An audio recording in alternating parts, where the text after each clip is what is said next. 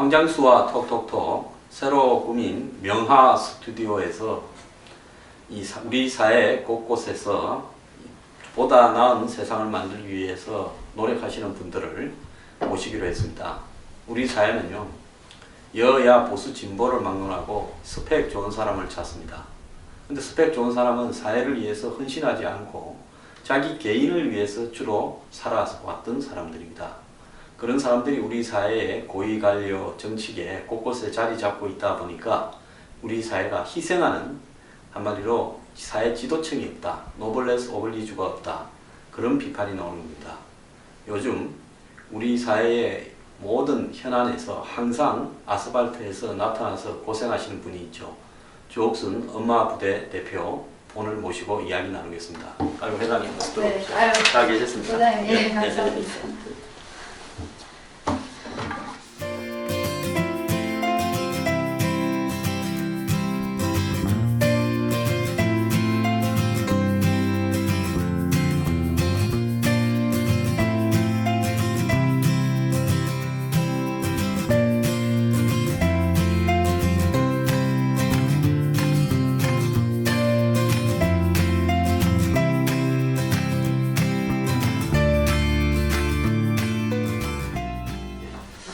자, 회장님은 저하고 고생을 많이 했죠, 그죠? 네. 여의도에서 작년 여름에 7월 8일에 40일간을 같이 유병헌 이 배우를 규명하라고 1인 시도 하지 않았습니까? 회장님 그때 몸살 안 나셨습니까? 조금 났습니다. 얼굴은 많이 안 탔습니까? 많이 새카맣게 탔죠. 그러다 또 우리 또 어려운 일 겪어가지고 또 이상한 사람이 시비 걸어와가 네네. 회장님 벌금 물고 저는 또 선고유예 받고 그랬죠. 네네. 네.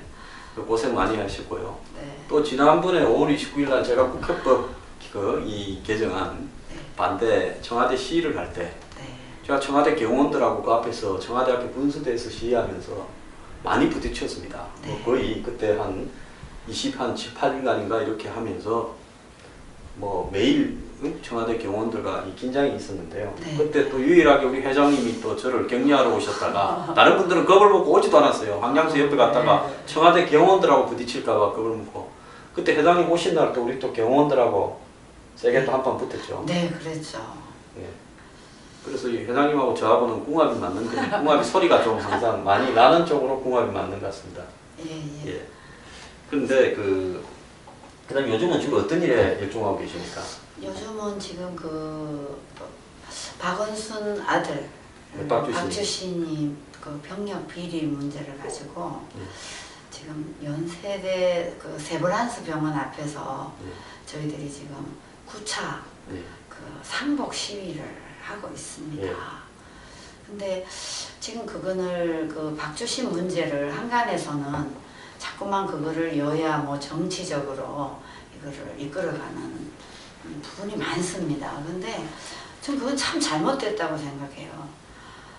박원순 시장 아들 박주신 병력 비리는 엄연히 과학적인 증거로 인해서 이게 잘못된 부분을 사실로 인정해서 이끌어가야 되는데 자꾸만 잘못된 반대편 쪽에서 이것을 자꾸만 뭐 정치적으로 끌고 가는 것은 너무 잘못됐다고 저는 생각합니다. 아니 뭐 박원순 씨야 예. 당연히 그 아들 박주신의 병력 의혹이 만약에 이 규명이 되기 시작한다면 아들이 군대를 면제하는데 손을 쓰면 아버지가 쓰지 뭐 누가 썼겠습니까?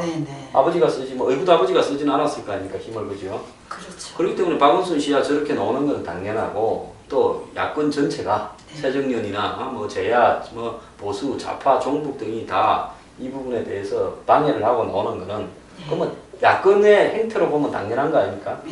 근데 이제 제가 이 부분에 의아스러운 거는 그간에 우리 쪽에 보수를 표방해 오신 분들, 그냥 표방한 정도가 아니라 보수의 최고 이론가다, 살인탑이다, 이렇게 불리우는 분들이 이 문제에 대해서 다른 이야기를 좀 하고 있는데 회장님 좀 아시는 게 있습니까? 예, 뭐 여기서 실명을 거론하기는 좀 그렇습니다. 아니 뭐 해도 괜찮습니다. 우리 방송이야 뭐 누가 고소 뭐 해봤자 가진 것도 없어서 다 털어주면 됩니다. 우익에서 가장 그래도 명성이 있으시고 오랫동안 이런 활동을 오래 하신 분이고 참 저희들도 존경했던 분인데 조갑재 대표님. 조갑재 대표님께서 정말 너무 방송에 나와서 어이없게 왜 그 박주신이를 가지고 이렇게 물고 늘어지느냐 이런 얘기를 하셨을 때 저는 참 너무 어이가 없고 지금까지 그분이 살아온 행태로 봐서 저러셔야 될 분이 아닌데 왜 저렇게 하시나.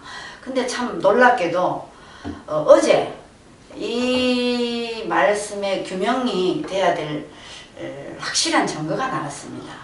어제 그 연세대학교 그 세브란스 병원 그 의사분들하고 또 전 아주대학교 그 내과 교수님, 영상 전문가들이 나와서 어제 사실을 인정을 했습니다. 어제 무슨 행사가 있었습니까? 예, 어제 그 국제호텔에서 네. 1시 반에 그 박주신 문제에 대해서 프레젠테이션이 있었어요. 예, 전문가들, 의학 전문가들이 와서 한 예, 거예요. 그리고 최대접이라고 예. 지금 최대접요? 최대집. 아, 나는 최대접이라고 하는 줄 알고. 최대집. 예. 그분이 그 지금 박주신 그 병력 비리 그 투쟁위원회 위원장을 맡고 계신데요. 그분이 이제 전부 전문가들을 모아서 어제 뭐 메이저 방송도 나오고 해서 이건 박주신이 대리신 겁니다. 이건 가짜다. 결론을 내렸습니다. 근데 이걸 보시고 전 어제 조갑재 선생님 오시길 바랬습니다. 근데 안 오셨어요. 근데 그걸 보고 누가 봐도 이건 확실한 박주신 병력 비리의 대리신 겁니다. 이렇게 결론을 내렸습니다. 저는 뭐 우리 조갑재 선배님 잘 아는 사이고요. 네네. 한때는 아주 가깝게 지냈고 네. 또 일정한 뭐 계기가 있어가 약간 소원해지기도 했는데 네. 저는 이제 좀 의아스럽게 생각하면은 예를 들어서 조갑재 선배께서 그렇게 이야기를 할 수도 있습니다. 예를 들어서 나는 그 문제를 믿기가 어렵다. 뭐 보수지만 보수가 뭐 항상 100% 똘똘 뭉쳐서 가게 되면 공산당이지 그게 보수는 아니지 않습니까? 이견이 있을 수 있어요. 네네 맞습니다. 근데 이제 이견을 제시를 하고 본인이 뭐 어떤 새로운 어떤 근거나 이런 내용이 없으면 이견을 제시를 하고 또 상대편은 아니라고 하면 그쯤에서 그냥 이렇게 논의가 되다가 그러면 가려보자고 하면 그래 가려서 한번 해보자 이렇게 매듭이 되면 되는데 이번 일에 조금 여태까지 그분이 살아오신 부분에는 우리 보수 쪽에서 사실은 조갑재 그 선배님을 굉장히 한마디로 보수의 이론가이자 또 과거에 노무현 정권 뭐 어려울 때 투쟁을 해오신 이론적으로 투쟁을 해오신 인물로 전국을 돌면서 강연회도 많이 하고 뭐 책도 많이 파셨지 않습니까? 네네네. 뭐 그랬으니까 그분이 예를 들어서 이런 문제에 대해서 이견을 제기하는 방법이 그럴 수도 있지만은 조금 도가 지나치게 예. 박원순을 옹호하는 쪽으로 가고 있다 이렇게 보는 시각도 있는데 그건 어떻게 보고 계십니까? 지금 뭐 한간의 우파 단체에서는 그 일베나 이런 데 사이트에 올라오는 거 보면 그 조갑재 선생님에 대해서 뭐 하여튼 여러 가지 문제들을 많이 얘기하고 있습니다. 그건 뭐 주로 재정적인 문제 이런 문제를 갖고 많이 얘기를 하고 있죠. 그래서 저는 지금도 이분이 어제 그 진실된 사실을 보시고 아마 보셨겠죠. 보시고도 또 할 말이 있으신지 전 정말 묻고 싶습니다. 아니 저는 조갑재 선생님께서 네. 예를 들어서 보수가 전부 달라들어서 박주신 문제에서 싸우다가 만약에 진실이 규명되면 전부가 다 무너질 수 있다. 예. 마치 뭐 보수를 극청하는 듯이 그래 말씀을 하셨는데 그 부분에서 저도 또 조갑재 선배하고 하나 가질 일이 좀 있어요. 제가 2006년 네네. 11월 초에 미국 스파이로 국감에서 몰렸습니다. 네. 근데 그때 뭐 제가 보수에 별로 활동을 안 했지만 어쨌든 이 민주당이 탈당한 지는 오래됐고 이념적인 문제 때문에 보수 행사나 집회에 뭐 가끔씩 가기도 하고 그렇게 했는데 네. 저희는 그때 전시작전권 이양에 대해서 반대하는 문건을 썼다가 찍혀갖고 몰렸습니다. 단체로. 근데 조 선배는 남은 잘 모르지만 저하고는 오랫동안 제가 노무현 정권이나 좌파 정권에 반대하는 교감을 해온 부분을 좀 알고 계세요. 네네. 그랬는데 저를 별로 보수 쪽에서 뭐 이런 일에 안 나서고 그때 이제 이 돌아가신 그 친구 누굽니까? 그 저 있잖아요. 봉태홍 씨. 봉태호. 예, 봉태홍 씨하고 몇 분들이 저를 위해서 기자회견도 하고 같이 하고 배석도 해주고 도와줬습니다. 그런데 이제 제가 이 사건이 장기적으로 가고 또 이명박 정부가 들어와서도 이 문제를 해결을 잘 안 하고 하길래 제가 뭐 어디 좋은 데로 한번 식사를 제 아는 조갑재 선배도 알고 저도 아는 분들을 모셔가지고 이제 식사를 한번 하면서 네. 우리 일이 좀 해결될 수 있도록 조선배가 보수 쪽에 영향력이 높으니까 한번 좀 보수 단체들이 우리가 기자회견을 하려고 하는데 조금 힘을 좀 실어주고 도와달라 이렇게 이야기를 하니까 그때 그분이 말씀하신 걸 제가 잊지는 않아요. 그렇게 생각하지 않는 사람들도 많다. 네. 그러니까 그럼 제가 간첩이란 말인가? 미국 네. 그렇게 생각하지 않으면 어떻게 생각한단 말인가? 네. 그런 부분 때문에 좀 섭섭한 적이 있어요. 네. 그 뒤로 사실 조금 옛날처럼 지내지 못하고 서운하게 이제 지내고 있는데 네.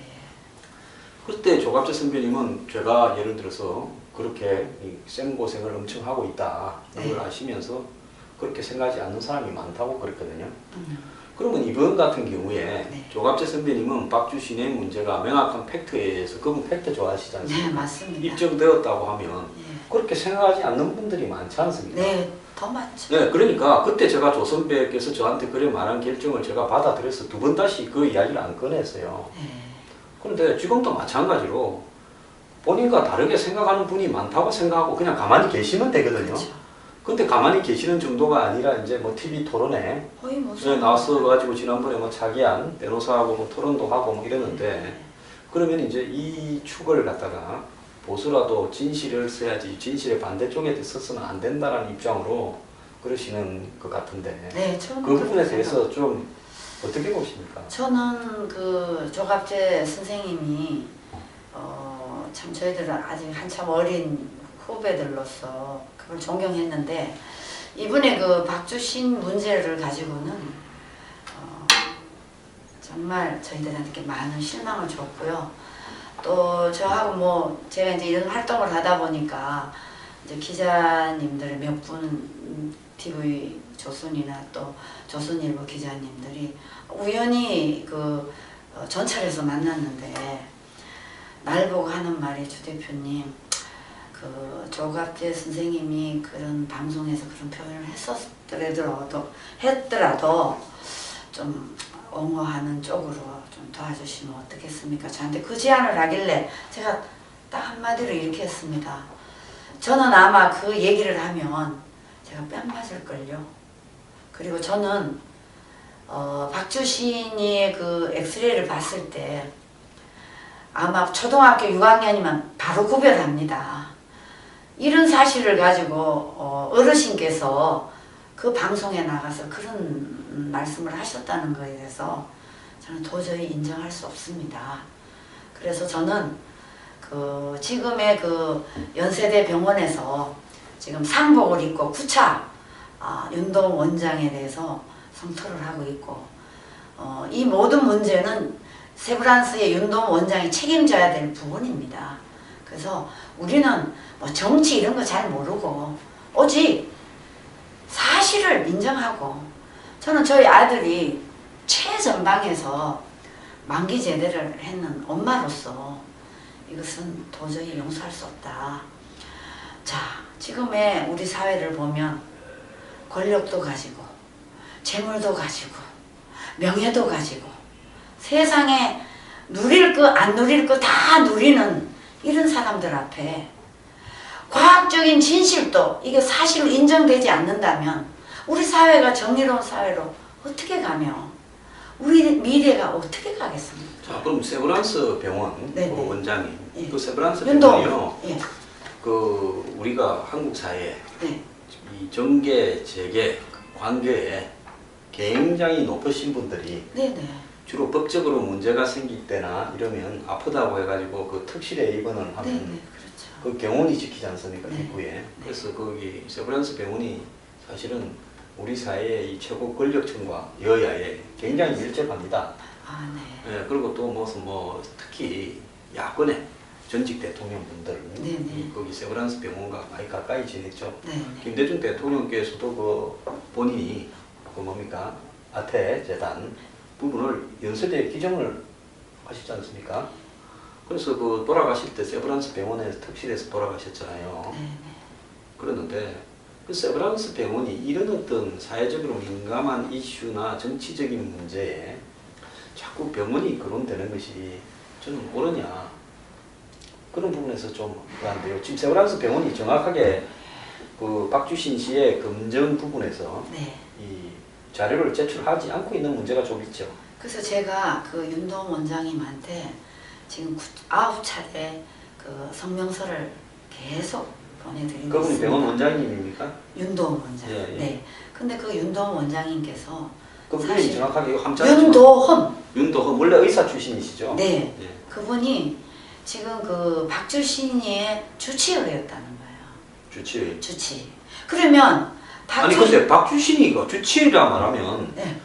좀 뭐 예를 들어서 박원순 시장 주치의, 네. 뭐 문재인 대표 주치의, 뭐 노무현 전 대통령 주치의 이러면 말이 조금 되는데 네.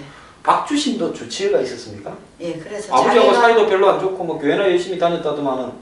박주신이의 그 주치의로서 윤도원 원장이 본인이 말씀하셨거든요. 예. 박주신이 주치의였다고. 예. 그러면 제가 거기서 강한 어을, 뭐 우리 보통 엄마들이 뭐 의료적인 상식은 별로 없지 않습니까? 그런데 그럼 주치의를 했으면 아들이 저 병력의 그 엑스레이 상으로나 이빨을 그 엄청난 이빨이라든가 이런 걸 봐서는 아니 주치의가 뭐 했느냐 이거죠. 그럼 주치의로서 애가 저 정도로 엑스레이 상으로나 MRI 상으로나 이빨 그 치과에 그 정도로 이빨이 망가질 정도면 그 애를 치료를 했으면 차트가 있을 거 아닙니까? 그 내가 차트를 내놔라. 차트를 보면 그 차트하고 이제 공개 예, 그 예, 예. 검증을 하는 예, 그렇죠. 신금을 했다고 주장하는 차트하고 대조를 해보면 내놔라. 서로 알 거 아니냐. 네. 예. 저는 그걸 주장하면서 계속 집회를 하면서 윤도원 원장은 지금도 국민을 속이고 엄마들을 속이고 다 거짓이다. 그럼 세브란스 병원에서 혹시 저 주 대표님을 뭐 명예훼손이나 이런 걸로 전혀 없죠. 안 합니까? 근데 왜 그 사람들은요 고소를 했다가 취하하고 박원순 시장은 예, 예. 그리고 또 그 병원 앞에 가가 영업방해, 그 업무방해에 해당됩니다. 엄격하게 법을 적용하자면. 그렇죠. 사실이 아닌데 조업순 대표께서 소복을 입고 병원이 그 안 그래도 사람이 많이 죽어나가는 데라서 좀 그 이미지상으로 문제가 좀 있는 데인데 네, 그렇죠. 아니, 세브란스 병원이 뭐 사람을 많이 죽이는 게 아니라요. 원래 병원에서 돌아가시는 분이 많지 않습니까? 맞죠. 예. 그래서 병원 영안실도 영안실. 한 보면 구석에 이렇게 해가지고 병원에 출입하시는 분들이 영안실을 잘 안 보게 일부러 병원이 그렇게 이렇게 구도를 짭니다. 병원을 지을 때 설계도 그래야 하고. 네. 그런데 병원 그 정문 앞에서 하시죠. 이 정문 앞에서. 정문 앞에서 소복 입은 분들이 가가지고 뭐 9차례나 지금 뭐 저기 뭐 원장을 이야기를 하면 병원 입장에서는 경찰에다가 업무방해 내지는 명예훼손 부분으로 이렇게 이제 고소장이나 고발장을 접수하는 게 맞는데 그렇죠. 그런 게 아직까지는 없습니다. 없습니까? 그리고 모달 사정이 저희들이 있나? 모달 사정은 진실이 아니기 때문에 그런 거 아니겠습니까? 저는 그렇게 생각하고 그냥 연세대 병원 앞에서만 그 집회 신고를 해가지고 하는 게 아니라 아예 신촌 노타리까지 우리가 거리 행진까지 합니다. 거기서 딱 두 줄로 서서 휘장 들고 신촌 노타리까지 갔다가 돌아와서 연세대학교 앞에까지 저희들이 지금 집회를 하고 있거든요. 네. 그거는 뭐냐 하면 저는 그렇습니다. 우리 사회가 이 정도로 저는 지금이 우리 사회가 위험 사회로 보고 있습니다.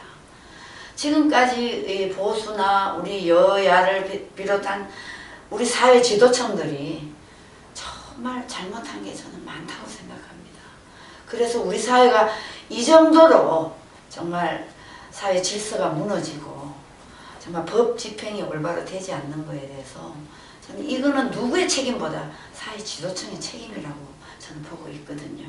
그래서 정말 우리 엄마들이 정말 우리가 엄마들이 그 집회 끝나고 하고 와서 도시락 사서 거기서 우리가 다 먹고 거기서 헤어지거든요. 보통 거 보면 저기 엄마 부대를 비판하는 사람들이 예. 저도 옛날에 그거 뭡니까 누가 인터넷에 네. 엄마 부대 기둥 서방이다. 예, 제가 그런 그때 적이 왜 그 있었죠. 소리가 나왔는가 하면 예. 제가 그때 채널A인가 방송할 때 거기 저 방송 끝나고 광화문 광장을 건너다 보니까 엄마 부대가 그 세월호 네네. 관련해가지고 왜 그렇죠. 입병원 쪽에는 문제 제기를 하지 않고 네네. 왜 맨날 예. 여기 저 정부만 대고 그러느냐 그렇게 집회를 하길래 저보고 그때 주 대표님이 한번 그랬어요. 한마디 하고 가라 해서 예, 예. 제가 마이크 잡고 아니 유가족분들 얼마나 이 상심이 크고 그러겠느냐. 그런데 이 국민의 세금으로 보상을 하게 됐는데 네. 상식적으로 이런 사태를 저지른 장본인 유병헌 일가에 대해서 철저하게 수사하라고 이야기도 좀 해야 되는 거 아니냐. 제가 그 말을 했거든요. 네, 맞습니다. 근데 그때 뒤에 이제 JTBC인가 하는 프로에서 낮에 뭐 그 JTBC 정치부 기자들이 나와가 이렇게 방담을 하는 자리에서 저분은 뭐 TV에 나와서 평론을 하시는 분이 저런 자리에 가느냐고 저를 좀 비하하는 발언을 했어요. 맞아요. 근데 저는 그 방송에다가 뭐 몇 차례 공문도 보내고 사과를 했더니 사과도 안 하고 뭐 힘센 사람이 사과 안 하는데 힘없는 제가 뭐라 할 방법도 없는데 네. 그거를 보고 또 누가 댓글을 올리는데 엄마 부대 기둥서방이라고 또 저를 갖다가 이야기를 했더만요. 예, 예. 그래갖고 제가 저기 엄마 부대 기둥서방이 됐는데 죄송합니다. 엄마 부대 제가 뭐, 괜히 기둥서방이면 뭐 뜯어먹을 게 있어야지 기둥서방을 하는데 엄마 부대에 계신 분도 뭐 나이도 지금 60이 넘어가고 또 무슨 뭐 길바닥에서 도시락을 드시는데 혹자들은 또 엄마 부대가 여기저기서 또 뭐 받고 챙기는 게 있다 이렇게 또 비난하는 사람이 전혀 있고요. 없습니다. 그리고 또 거부라고 하는 사람들이 있는데 네. 거부입니까? 거구 아니죠. 아니 어떻게 거구가 어디 있습니까? 아니 주 대표님하고 저하고 뭐 활동을 같이 한 게 1년에 뭐 한 10건은 넘을 건데 네. 그러면 저도 거부를 거부죠. 그래서 예. 이 제가 이제 주 대표님한테 여쭈고 싶은 건 내년에 이제 총선이 있지 않습니까? 네, 네. 근데 주 대표님은 거의 박근혜 정부 들어서 3년 내내 길바닥에서 주로 고생을 하는 일을 하고 계신데요. 네. 이 보수 쪽에도 보면요. 스펙 좀 좋은 보수들은 네. 이렇게 넥타이 메고 하고 저는 뭐 넥타이도 매지만은 저도 길바닥에서 많이 했으니까 스펙 좋은 보수에서 스펙도 별로 안 좋고요. 아, 그럼 그분들 원하는 게 아니라 그래서 이 보수에서도 고생하는 정도의 차이가 많이 있습니다. 뭐 날 때부터 왕후장상의 씨가 따로 있는 게 아닌데 이 보수에서 어떤 사람들은 이 보면 편안하게 일하고 그러면서 또 보수가 정권이 잡으면 거기에 해서 이 국회의원도 되고 이러지 않습니까? 예, 그렇죠. 그래서 아스팔트 보수는 험한 일만 하고 우리 주 대표님 같은 분들은 길바닥에서만 이렇게 헤매는데 이 요즘 금수저 보수에 예. 대해서 어떻게 생각합니까? 스펙도. 저는 그 지금의 보수는 자기네들이 지금은 자기의 그 정말 개인적인 이익이라든가 이런 거를 누리고 있지만 우리 사회를 이 상태로 그대로 내버려두면 보수의 위기가 옵니다. 반드시 지금 보수의 위기가 오지 않고 있습니까? 국정화 교과서라든가 이 다양한 우리 사회적인 문제가 바로 보수의 위기입니다. 그리고 위협입니다. 이것을 자기 것만 지키기 위해서 지금까지 보신해왔죠. 그래서 이제는 보수가 변해야 저는 대한민국 변한다고 생각합니다. 그리고 물론 좌파 쪽에서도 굉장히 저희들을 위협하고 있지만 보수가 변하고 보수가 개혁이 되면 자연적으로 저 사람들은 소멸될 수밖에 없습니다. 저는 그렇게 보거든요. 예, 지금 보면 새누리당이 예. 국정교과서 문제에 대해서 제가 아침에 텔레비에 나가가 어떤 높으신 분 새누리당 언급을 한번 했더만 예. 방송에 전화를 하셔가지고 그분이 예. 자기 이름은 황장수가 언급하지 못하도록 좀 하라 이렇게 하셨던 것 같아요. 아, 네. 예, 그런데 그럼 반대를 하지 말든가. 맞아. 예, 새누리당에 있으면서 고위직에 계신 분이 예. 국정교과서 문제를 반대한다. 예. 근데 반대하는 사람 한 10명이 공개적으로 나서서 떠드는데요. 예. 새누리당의 초선 의원이 84명인데 이걸 다 닫고 닫는 정도가 아니라 맞습니다. 쳐 닫고 이 국정교과서 문제에 대해서는 말을 한마디도 하지 않고 있습니다. 너무 잘. 자, 이번 국정교과서 문제나 박주신 문제 이런 이 주요한 우리 사회의 현안에 대해서 네. 새누리당의 의원들이 지금 159명인데 주를 말을 하고 있지 않고 침묵을 하는 문제에 대해서 어떻게 생각하십니까? 저는 그래도 이번에 그 김무성 대표님께서 어떻게 됐든 이 국정화 교과서는 반드시 바꿔야 된다고 일단은 새누리당의 당대표가 그런 말을 한 거에 대해서 제가 굉장히 공감하고 지지합니다. 그런데 이 초선 의원들이 이거는 아니죠. 초선 의원이면 국가의 이런 정말 중대한 현안이고 지금 자기네들 자식들이 지금 이 교과서를 배운다고 생각하면 끔찍하지 않습니까? 그 초선 말고 5선쯤 되는 이재호 의원 그분도 이재호 그분은 뭐 우리 보수 쪽에서는 그분에 대해서는 별로 여러 애를 제껴놓기 때문에 그분에 대해서는 뭐 저는 말하고 싶지도 않고 거론하고 싶지도 않습니다. 그러나 초선 의원 같은 분들은 진짜 국가를 위해서 혈기가 있고 젊고 이런 분들이 국가에 대한 정체성과 가치를 제대로 못 느낀다면 이게 심각하죠. 근데 지금 예. 새누리당이 보면요. 예. 아스팔트는 고생만 5년 죽도록 하고 뭐 한 네. 4년 5년 네. 대통령 임기나 국회의원 임기에 네. 이제는 그다음에 갈아야죠. 밖에서 예를 들어서 유학 갔다 와서 네. 좋은 미국의 뭐 아이비리그 대학 나온 사람이거나 네. 뭐 변호사, 판검사 하든 스펙 좋은 사람이거나 네네. 또 뭐 학벌 좋은 사람이거나 예, 예. 이런 사람들이 주로 예를 들어서 총선이 있거나 이러면 다 하고 그다음에 예. 정권 바뀌어갖고 이제 바닥에서 아스팔트 보수가 열심히 바닥을 끼면서 대선 때 투쟁을 하고 여론 싸움을 하고 했는데 정권 바뀌면 이 정권이 바뀌는데 아무런 기여도 하지 않은 이런 사람들이 네, 그렇죠. 공천 다 받고 또 좋은 자리 다 받는 부분에 대해서는 어떻게 생각하십니까? 저는 그건 절대 이제는 반대고요. 지금까지는 우리 사회가 그렇게 가도 국민들이 좀 방관했습니다. 그러나 지금은 그렇지가 않습니다. 왜? 지금 채널 방송, 일반 메이저 방송들이 모든 사실을 있는 대로 공개를 합니다. 근데 지금은 이 엄마들이나 여성들이 너무나 똑똑합니다. 과거 생각하면 안 됩니다.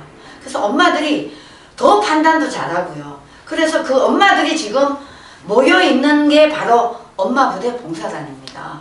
그래서 이제는 그 스펙 좋고 정자 좋은 사람보다는 현장에서 실질적으로 경험하고 또 각 부처에서 그런 사회 활동을 하시는 분들이 저희는 현장 경험이 충분한 사람들이 이번에는 국회에 많이 진출해야 된다고 봅니다. 그럼 이번에 새누리당의 뭐 비례대표나 지역구 공천을 할 때는 네. 이 가점란에 예. 현장에서 얼마나 아스팔트에서 신발이 닳았느냐, 신발 많이 닳은 사람에게는 가점을 준다 이런 조항을 좀 넣어야 되겠네요. 아유, 그렇게 넣어야죠. 그래서 그런 현장 경험이나 그리고 우리 사회가 잘못됐을 때 얼마만큼 정말 대한민국의 정체성과 가치를 가지고 올바르게 나섰느냐 이런 사람들이 뽑혀야 된다고 저는 생각합니다. 지금 보면요, 네. 뭐 그 연장선상의 이야기인데, 네네. 그러니까 지지난주까지는 여론조사에서 음. 국정화를 발표하고 난 이후에 예. 국정화가 비슷하거나 약간 앞섰는데 찬성이 지금 일주일 더 지나가지고 지난주에 이제 여론이 나온 걸 보면 한 11% 정도 지는 걸로 뭐 한 두 개 여론조사에서 나와요. 네네. 왜 이게 여론이 불리하게 돌아간다고 보십니까? 저는 그 여론은 전 안 믿고 싶습니다. 왜 그러냐면 현장에서 제가 거리 서명 운동을 지금 벌리고 있는 사람으로서 과거에 그 동진당 해산할 때 똑같습니다. 그랬는데 결국은 동진당 해산을 이루지 않았습니까? 지금 이 국정화도 완전히 반대 세력과의 정말 싸움입니다. 근데 일반 국민들은 사실 이거를 방송에서 지금 제대로 방송을 저는 안 한다고 생각하고 있거든요. 그러다 보니까 일반 국민들에게 이제 피부에 닿는 게 조금은 덜한데 현장에서 서명을 받아보면 완전히 여론은 다릅니다. 그러면 지금 보면 네. 이 야권, 예. 제야, 진보, 좌파, 정부 예. 이 사람들은 막 똘똘 다 한 몸통이 예, 있어요. 뭉쳐 있습니다. 뭐 천정배부터 시작해서 뭐 안철수는 요즘 뭐 좀 튀어나오다가 요즘 보이지도 않아요. 맞아요. 똘똘 그냥 여기에 반대하는 놈은 저쪽에 좌우간 중간에서 왼쪽으로는 여기에 반대하다가는 국정화에 예. 그냥 발을 못 디딜 정도로 똘똘 뭉치는데 예. 사실 문제는 등 뒤에서 총을 쏘는 새누리당의 이런 문제에 대해서 이런 가치적 기본적인 문제에 대해서 반대하는 의원들이 많다는 데 대해서는 어떻게 생각하십니까? 그 의원들은 대한민국의 국회의원이 아니죠. 그러면 제가 볼 때 국정화를 지금 해야 된다고 찬성하는 분들이 예. 뭐 야당 앞에 가서 하는 것보다 예. 싸움이라는 게 집구석에 불부터 끄고 예. 배신자들부터 처리를 하고 그렇죠. 그 다음에 이제 한쪽은 다 정리를 해가지고 네. 저쪽하고 싸움을 붙어야 싸움이 안 되겠습니까? 네, 그렇죠. 예, 그 저기 새누리당 앞에 가서 좀 데모해야 되는 거 아닙니까? 해야죠. 예. 그리고 저는 새누리당의 뭐 당대표 김무성 대표나 내년에 총선을 어떻게 이끌어 갈지 모르겠지만 새누리당에는 야당 같은 전사를 안 키워요. 왜 안 키운다고 보십니까? 그게 이제 바로 뭐 스펙 좋고 뭐 외국 유학 갔다 오고 이런 사람들을 뽑기 때문에 이 사람들이 정말 현장 그 사람들이 스펙 좋고 외국 유학 갔다 오면 돈이 좀 많습니까? 돈이 많죠. 아 그럼 공천에 돈이 좀 왔다 갔다 하나? 그것도 배제할 수는 없겠죠. 그래서 이 솔직히 아스팔트에 뛰는 사람은 뭐 이런 게 없지 않습니까? 그러나 전사로서 새누리당이 앞으로 획기적인 변화를 하지 않으면 이번까지는 그나마 대선까지도 우리 박근혜 대통령이 계셨기 때문에 대권 주자로서 그나마 국민들한테 많은 공감을 얻었지만 이 다음 정부는 정말 어렵게 투쟁하지 않으면 정말. 근데 우리 박근혜 대통령도 저기 스펙 좋은 사람을 좀 좋아하시는 거 아닙니까? 대통령이 그랬죠. 그러나 대통령께서 얼마 전에 많이 이제 생각을 바꾸시는 것 같습니다. 저도 뭐 조선일 보에 대통령 생각이 좀 바뀌신 것 같아. 예, 거기에 제가 정말 감동을 받았습니다. 근데 이렇게 감동을 받았다면 우리는 스펙이 좀 안 좋은 사람 같다고 스스로 좀 자의하는 것 같습니다. 뭐 그렇게 생각하실 수도 있지만 꼭 그런 건 아니지 않습니까? 네, 농담이고요. 뭐 황장수 소장님 같은 분이야 정말 대한민국의 정치 평론가로나 또 미래 대한민국을 보는 눈이라든가 그 설계를 참 훌륭하게 하시는 분인데 왜 이런 분을 국가가 정말 인재로서 써야 될 사람. 제가 또 이게 저 손님 모셔갖고 제 칭찬을 아니요, 저 그 칭찬은 아니고요. 저 성격적인 스펙이 좀 문제가 있습니다. 근데 내가 항상 우리 소장님을 너무 존경하고 참 사랑하고 참 나라에 필요한 인재라고 생각하는데 소장님한테 한 가지 제가 꼭 드리고 싶은 말씀이 있습니다. 네. 꼭 너무 직설법보다는 그 성격적인 스펙을 또 약점을 이야기하시는 은연법으로 이렇게 좀 해주시면 얼마나 이게 더 좋지 않겠나. 저도 그거 개인적으로 생각을 합니다. 저도 그거 꽂히고 좀 이렇게 조금 남들처럼 좀 평범하게 살고 싶다 이런 생각을 하는데 사람이 천성을 잘 못 고칩니다. 옛날에 보면 영화에 또 나왔던 그 스토리이기도 한데 가재하고요, 네. 정갈하고 네, 가재하고 네. 정갈하고 틀리지. 정갈하고 이 개구리하고 네. 이제 이소무야에 나오는 이야기입니다. 강을 건너야 되는데 네. 이제 정갈은 헤엄을 못 치지 않습니까? 예. 이제 개구리가 헤엄을 칠 줄 아니까 정갈이 강을 못 건너면 이제 홍수가 나서 죽게 생겼어요. 그래서 정갈이 이제 개구리 등에다가 날 좀 업고 가주라 하니까 개구리가 니 내 물면 내가 죽는데 그러니까 내가 절대로 안 물게 신신당부를 해가지고 약속을 합니다. 그래가지고 강을 건너가다가 다 와놓으니까 좋다고 다 왔다 하고 꽝 물어버렸어요.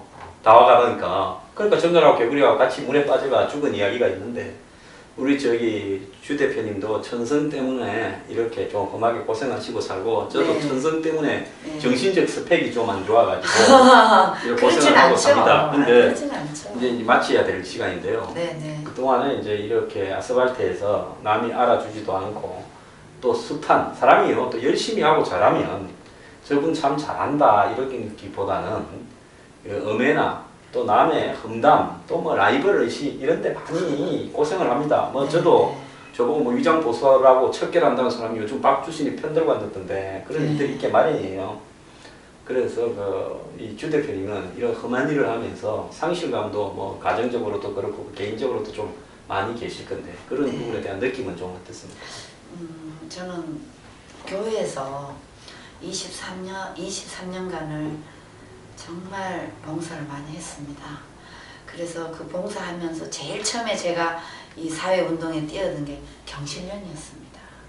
경실련서부터 환경운동서부터 착착 그 시민운동에 관심을 많이 가지고 우리 사회 정의를 위해서 내가 뭔가 내가 서 있는 자리만큼은 이 세상이 밝아지도록 제가 교회에서도 그렇게 배웠고 또 제가 훌륭한 목사님 밑에서 그런 교육도 많이 받았고 했습니다. 근데 그 교회가 지난번에 방산 이규태 회장 방산 비리 다니던 교회 아닙니까? 맞습니다. 그 방산 비리 교회가 참 부끄럽고 창피하죠. 그래서 그래 이규태 회장 별도 사무실도 교회 안에 있었다는 거 아니까 비밀 사무실. 그분은 뭐 근거도 뭐 있었다고. 저는 지금 이 방송을 그분이나 누가 들을지 모르겠는데 이 사람은 대한민국의 반역자입니다. 국가의 그 재산, 국가의 재정을 그 정도로 정말 낭비하면서 무기 하나 제대로 국가에 정말 해놓지 않았다는 거에 대해서 너무나 정말 부끄럽고 그래도 제가 참 쫓아가고 싶었지만 그래도 그렇게 하지 못한 거에 대해서 지금도 마음이 좀 짠하고 있습니다. 그래서 저는 오늘 이 방송을 하면서 딱 한마디 하고 싶은 게 뭐냐면 공공의 비극이라는 게 있습니다. 요즘 오늘 어려운 이야기 많이 나왔습니다. 네. 위험사회. 네. 그 윤리 백인가 뭐 독일의 유명한 네. 철학자가 이야기한 거고. 네, 공공의 비극인 네. 그 철학자인가 하더니 하던 소리 같습니다. 그 공공의 비극이 지금 우리 대한민국 사회에 시기적절하게 와닿는 얘기 같습니다.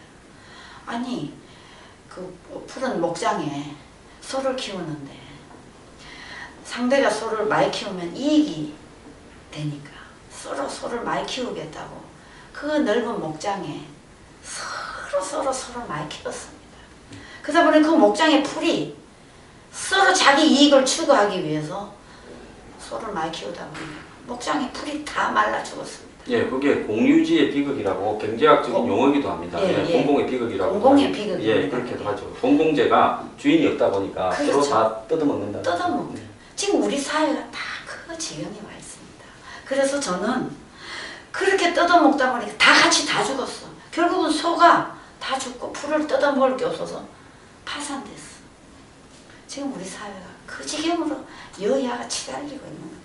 그래서 저는 제발 좀 정치하는 사람들 국민을 생각하고 제발 좀 자기 이익에 자기 명예에 자기 개인의 영달에만 연연하지 말고 우리 대한민국 전체를 생각하고 공동체를 생각해서 제발 좀 국민을 위해서 일해달라는 것을 간곡히 정말 부탁하고 싶습니다. 이제 뜯어먹을 게 없다 보니까 네. 이제 뭡니까? 이 역사 문제도 뜯어먹고 이제 역사 문제를 뜯어먹고 또 뜯어먹을 게 없다 보니까 네. 백력 비리도 뜯어먹고. 그렇죠. 예. 지금 이런 사회가 됐습니다. 그렇죠. 그래서 정말 제가 간곡히 방송을 통해서 그 말을 하고 싶습니다. 네. 예, 오늘 좋은 말씀 잘 들었고요. 네. 우리 조옥순 대표님 같은 분이 성공하는 사회가 대한민국이 이 위험 사회가 아닌 정상적인 사회로 가는 이 첫걸음이 될 것 같습니다. 오늘 엄마부대 조옥순 대표와 그 기둥서방 황장수 첫 인터뷰였습니다. 감사합니다. 감사합니다.